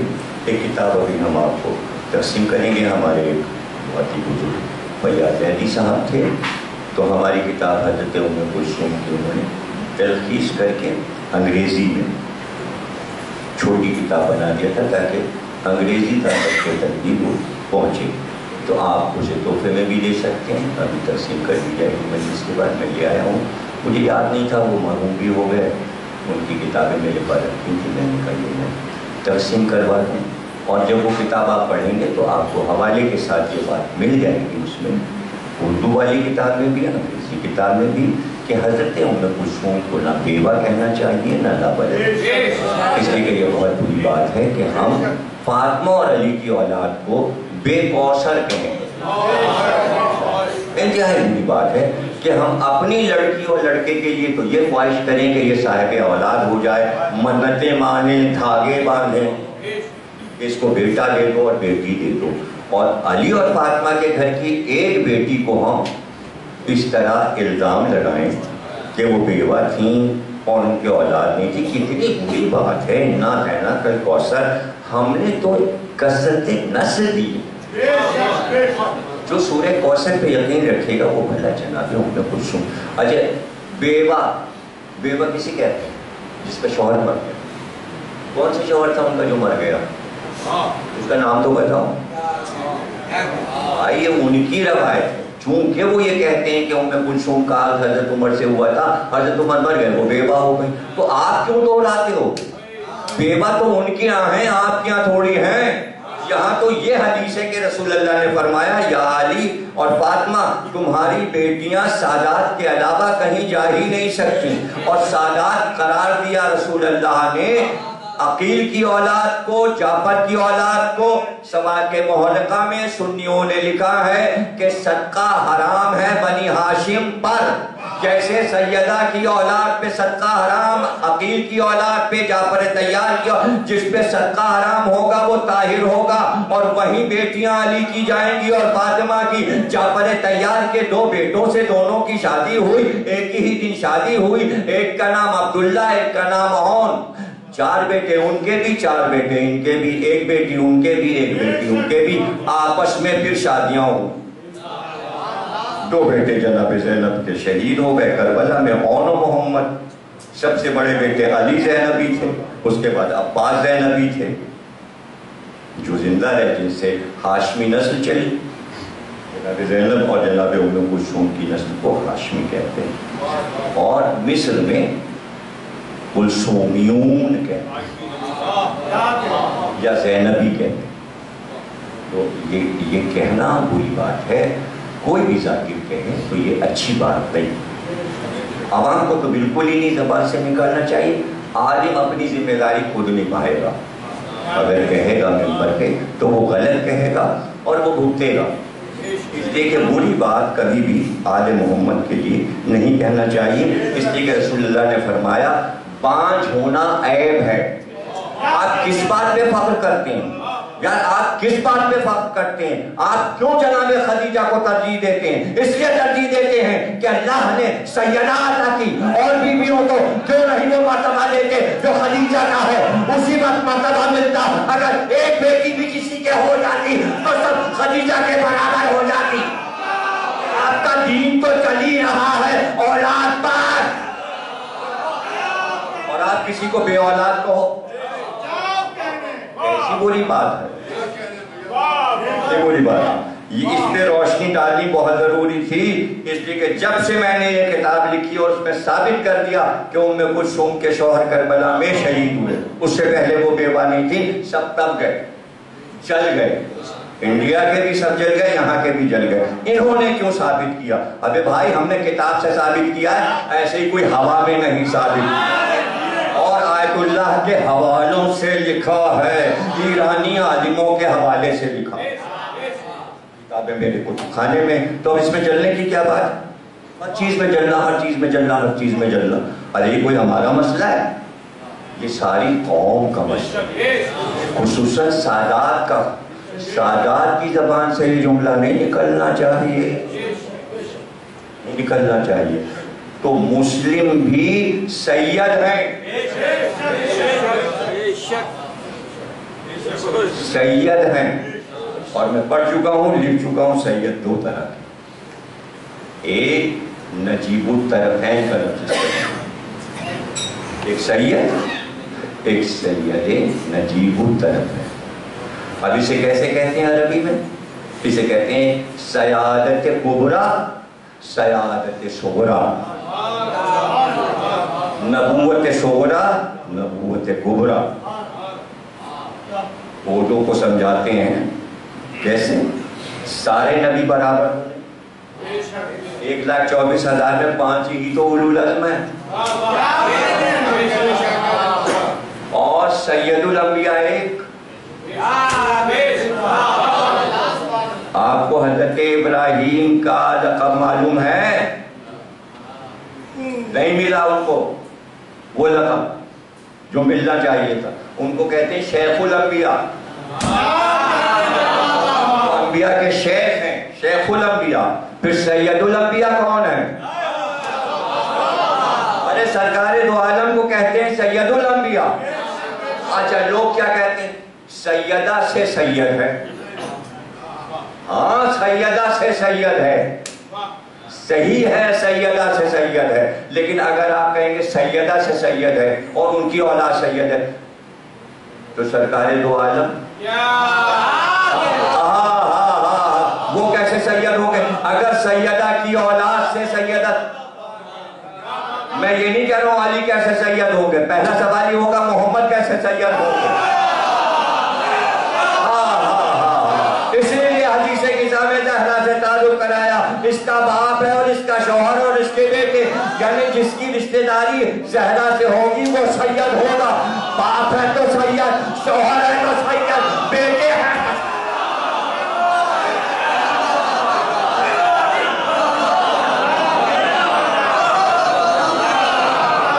یہ کیا بحث ہے کہ علی سید نہیں ہے؟ دیکھیے حسن اور حسین کا مرتبہ تو کوئی پا ہی نہیں سکتا سیادت میں. لفظ سیادت کہہ رہا ہوں کیوں؟ اس لیے کہ نجیب الطرف ہیں. باپ بھی سید، ماں بھی سید، باپ بھی سید، ماں بھی سید، نانا بھی سید، دادا بھی سید. سمجھے نا؟ اب یہ عہدہ یہاں تک آ جائے گا کہ چوتھے امام سید. اور سوجا حسن کی بیٹی فاطمہ بنت حسن سیدانی، محمد باقر بھی نجیب الطرف ہیں. کسی نے کہا نسل امامت حسین کی نسل میں چلی. امام نے کہا کہ اور حسن کی نسل میں کہا نہیں چلی. کہا ان سے بھی چلی، ان سے بھی چلی. امام فرما رہے ہمارے امام جن کی اس وقت گفتگو ہو رہی، آپ نے کہا ان سے بھی چلی. میں ہوں. کہا کیسے؟ کہا میں ددیال سے حسینی، ننیال سے حسنی. امامت حسنی حسینی ہے. انہوں نے کہا تو ددیال سے امامت ملتی ہے؟ کہا نہیں، امامت تو ننیال سے ملی. ارے رسول اللہ سے ملی ہے امامت. تو جیسے سیدہ کی اولاد امام ہو سکتی ہے ویسے حسن کی بیٹی کی اولاد میں ہوں. تو دونوں بھائیوں سے مل کے چلی. وہ یہ کہ حسین سے ظاہری امامت چلی، حسن سے پردے میں چلی، اس لیے کہ بیویاں پردے میں ہوتی ہیں. ادھر سے فاطمہ بنت حسن کی حسنی حسینی ہے امامت، حسنی حسین. تو پانچویں امام یادگار ہیں حسن، نانا حسن، دادا حسین. کہتے میں چھوٹا سا تھا، کربلا سے واپسی کے بعد 6-7 سال کا، 5 سال کے کربلا میں تھے. اس کے بعد کا 2 سال کے بعد کا واقعہ ہے یہ پانچویں امام کا. فرماتے ہیں کہ اکثر میرے بابا اپنی زمینیں دیکھنے کے لیے مدینے سے باہر جایا کرتے تھے. کھجور کے باغات میرے والد نے لگائے تھے. جناب سید سجاد کے لیے فرماتے ہیں تو جب تشریف جاتے تو ہم کو بھی لے جاتے. تو ایسا ہوتا کہ میں آگے آگے آگے آگے دوڑتا ہوا چلنے لگتا، پھر انتظار کرتا بابا قریب آ جاتے. ایک دن میں اسی طرح چل رہا تھا، بابا پیچھے تھے، میں ذرا سا آگے بڑھا. اب جو میں مڑا کہ بابا آ رہے ہیں، قریب آ گئے، تو میں نے دیکھا کہ صحرا کی طرف سے ایک گھوڑے سوار تیز گھوڑے کو دوڑاتا ہوا آ رہا ہے اور چہرے پہ سیاہ نقاب اور سیاہ کپڑے پہنے، سیاہ امامہ بندھا ہوا ہے. اس نے گھوڑے کو آہستہ کیا اور میرے بابا کے پاس رکا اور اس کے بعد گھوڑے سے رکا. اتر کے ایک درخت وہیں پہ تھا تو وہاں پہ ہاتھ پکڑ لیا میرے بابا کا اس سوار نے اور درخت کے نیچے بیٹھ گیا وہ سوار. اور بابا میرے سامنے بیٹھ گئے، بڑے ادب کے ساتھ بیٹھ گئے اور باتیں کرنے لگے. تو میں بھی وہیں پر کھڑے ہوئے دیکھتا رہا کہ بابا اس سے باتیں کر رہے ہیں. جب باتیں ہو چکی تو سوار پھر گھوڑے پہ بیٹھا اور گھوڑے پہ بیٹھ کر واپس چلا گیا اور صحرا میں کہیں نگاہوں سے غائب ہو گیا. پھر میں بابا کے پاس آیا، میں نے کہا بابا یہ اس صحرا میں یہ کون تھے کہ جو گھوڑے پر آئے اور آپ ان سے باتیں کرتے رہے اتنی دیر اور بڑے ادب سے آپ ان سے باتیں کر رہے تھے؟ تو کہا بیٹا یہ تمہارے دادا حسین تھے اور یہ اکثر میرے پاس اسی طرح بابا آتے ہیں. ذرا سوچئے کہ باپ نے بیٹے کو اس لیے نہ چھوڑا کہ بیٹے کی مظلومیت حسین کی نظر میں، اس لیے کہ جب رخصت آخر کے لیے آئے تھے تو بار بار یہ کہتے تھے سید سجاد میرا کام اتنا مشکل نہیں تھا، صرف لاشیں ہی تو اٹھانے تھے، لاشیں لاتا ہوں اور مقتل میں رکھ رہا تھا، اب اپنا سر کٹا۔ اے میرے نال بڑی کڑی منزل ہے، ماں بہنیں اور پھوپھیاں، ننگے سر سید سجاد بازار سے سب کو لے کے گزرنا ہے۔ جملہ سنیے، جملہ سنیے، تو رو کے کہنے لگے بابا، اے بابا یہ مشکل حل کیسے ہوگی؟ تو بے اختیار کہا بس اے میرے لال سورہ یاسین کا ورد کرتے ہوئے آگے بڑھتے جانا۔ نانا سے سنا ہے جب کام مشکل ہو تو کام آسان ہو جاتا ہے، سورہ یاسین پڑھنے سے۔ میں کہوں گا ارے بہت مشکل کام تھا، بہت مشکل کام۔ آخری جملے سنیے، چونکہ لکھا ہوا ہے اعلان میں کہ حضرت مسلم کی بھی مجلس ہے، وہیں پہ تمام کر رہا ہوں۔ پوری مجلس جمعرات کو میں پڑھوں گا چہردہ معصومین میں حضرت مسلم پر، لیکن آخری جملے یہاں سن لیجئے۔ داخل ہوئے ابن زیاد کے دربار میں، جب دارالامارہ کے دروازے پر پہنچے اور پیچھے پیچھے بیویوں کا لٹا ہوا قافلہ، آگے سید سجاد سر کو جھکائے ہوئے، ہاتھوں میں ہتھکڑیاں، پیروں میں بیڑیاں، اور دو طرف سے دو آدمی کوڑے گھما کے تازیانے گھما کے مارتے، آگے بڑھو، تازیانہ گھما، آگے بڑھو۔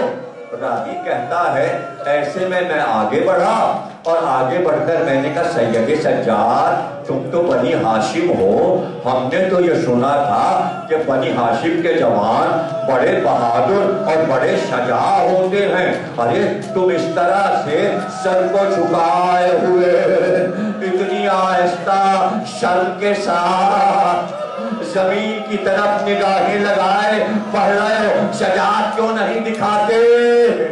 ارے تم سینہ نکال کے کیوں نہیں چلتے؟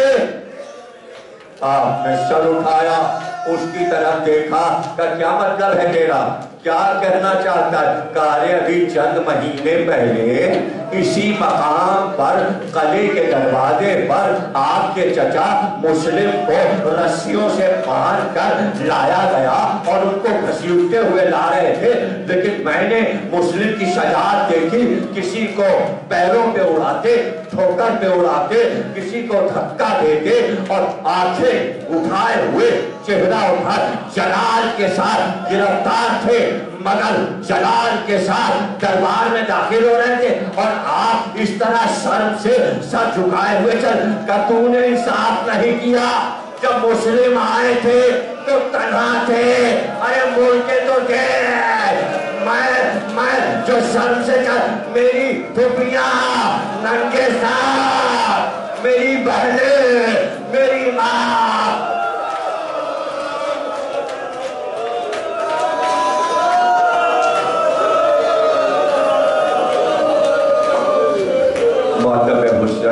حسین